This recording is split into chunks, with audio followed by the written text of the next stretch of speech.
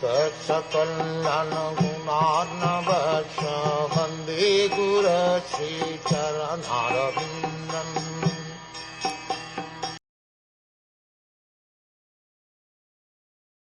Thereafter the Mahatattva differentiated itself into many different forms as the reservoir of the would-be entities. The Mahatattva is chiefly in the mode of ignorance, and it generates the false ego. It is a plenary expansion of the personality of Godhead, with full consciousness of creative principles and time for fructification.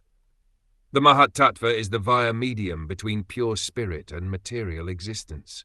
It is the junction of matter and spirit, wherefrom the false ego of the living entity is generated. All living entities are differentiated parts and parcels of the personality of Godhead. Under the pressure of false ego, the conditioned souls, although parts and parcels of the Supreme Personality of Godhead, claim to be the enjoyers of material nature.